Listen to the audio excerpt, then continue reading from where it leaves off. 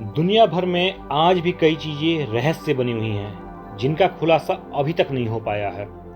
ऐसा नहीं है कि वैज्ञानिक इसके बारे में पता नहीं लगाते हैं, लेकिन उन्हें सही तरह से सफलता नहीं मिलती है। आज हम एक ऐसी ही कुंड की बात कर रहे हैं जो काफी रहस्यमयी है।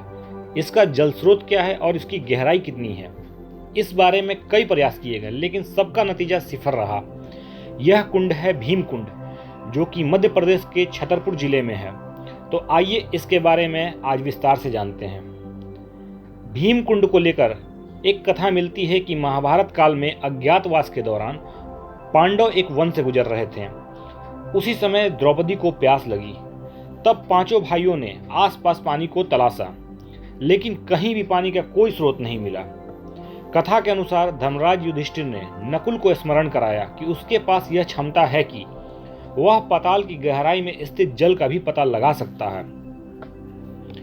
युधिष्ठिर का कथन स्वीकार करते हुए नकुल ने भूमि को स्पर्श करते हुए ध्यान लगाया।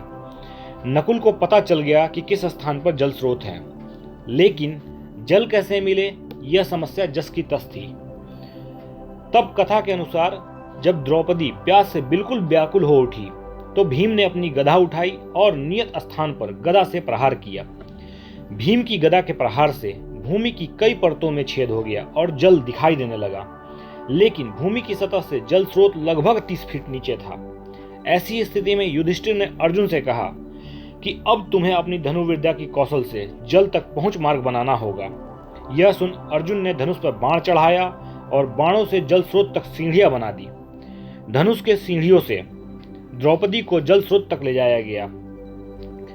यह कुंड भीम की गदा से निर्मित हुआ था, इसलिए इसे भीम कुंड के नाम से भी जाना गया। और 40 से 80 मीटर चौड़ा यह कुंड देखने में भी बिल्कुल एक गदा के जैसा लगता है। इसी तरह एक दूसरी कथा के अनुसार भीम कुंड को नील कुंड या नारद कुंड के नाम से भी पहचाना जाता है। ऐसा कहा जाता है कि जब आकाश मार्ग से नारद जी गुजर रहे थे, उसी समय उनको एक स्त्री और पुरुष घायल अवस्था में दिखाई देते हैं। यह देखकर नारद जी नीचे उतरे और उनसे उनकी इस अवस्था का कारण पूछते हैं। तब उन्होंने नारद जी को कहा कि वह संगीत के राग रागनी हैं और उनकी यह अवस्था वह व्यक्ति ही सुधार सकता है जो व्यक्ति संगीत विद्या में निपुण हो और उनके लिए सामगान गाए। और नारद जी तो संगीत विद्या में निपुण थे ही। नारद जी ने सामगान गाना शुरू कर दिया, जिसको सुनकर सारे देवी देवता नाचने लगे। इसके अलावा भगवान विष्णु भी सामगान सुनकर इतने प्रसन्न हो गए कि वह स्वयं एक जल कुंड में परिवर्तित हो गए। इसके बाद से ही इस कुंड का जल नीला हो गया और तब से इस कुंड को नील कुंड या नारद कुंड के नाम से भी पहचाना जाता है। भीम कुंड अपने आप में बहुत रहस्यमयी बातों से भरा हुआ है। जब सुनामी दुर्घटना हुई थी तब इस कुंड के जल में तकरीबन 80 फीट ऊंची लहरें उठी थीं। इस घटना के बाद से यह कुंड देश और विदेश के मीडिया का जिज्ञासा का विषय बना हुआ है। इस कुंड के बारे में यह भी कहा जाता है कि जब भी एशियाई महाद्वीप में कोई प्राकृतिक आपदा जैसे बाढ़, तूफान, सुनामी जैसी घटना घटने वाली होती है तो इस कुंड का जलस्तर अपने आप बढ़ने लगता है। यानी कि यह आपदा का संकेत यह कुंड पहले से ही दे देता है। भीम कुंड को लेकर यह भी मान्यता है कि यह एक शांत ज्वालामुखी है। भीम कुंड के बारे में यह भी कहा जाता है कि इसका पानी गंगा की तरह बिल्कुल पवित्र है और यह कभी खराब नहीं होता, जबकि आमतौर पर ठहरा हुआ पानी धीरे धीरे खराब होने लगता है। साथ ही साथ इस जल कुंड का पानी इतना साफ एवं स्वच्छ है कि इसके गहराई में काफी नीचे तक तैरती मछलियों को साफ साफ देखा जा सकता है। इसके साथ ही इस रहस्यमयी कुंड की एक अन्य रहस्यमयी बात जो इसे किसी भी अन्य जल कुंड से अलग बनाती है।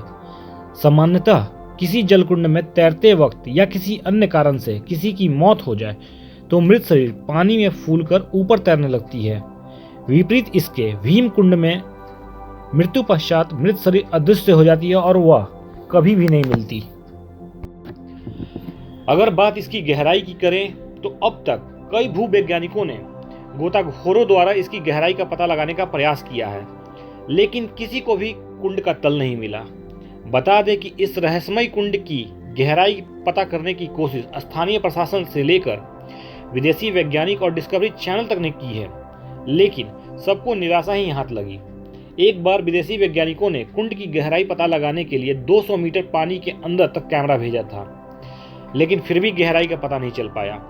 ऐसा कहा जाता है कि कुंड की 80 फीट की गहराई में तेज जलधाराएं प्रवाहमान हैं, जो शायद इसे समुद्र से जोड़ती हैं। हालांकि भीमकुंड की गहराई आज भी भूवैज्ञानिकों के लिए रहस्य ही बनी हुई है।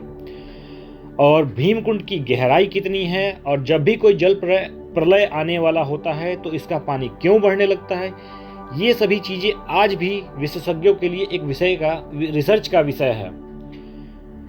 आज के इन्फॉर्मेशन वीडियो में बस इतना ही। जल्द मिलते हैं एक नई इन्फॉर्मेशन वीडियो के साथ। और अगर आपको ये वीडियो अच्छी लगी तो प्लीज़ लाइक और शेयर करना ना भूलें, और साथ ही अपनी राय कमेंट बॉक्स में ज़रूर दें ताकि मैं और भी ऐसी ही वीडियो आपके लिए ला सकूं। Thank you.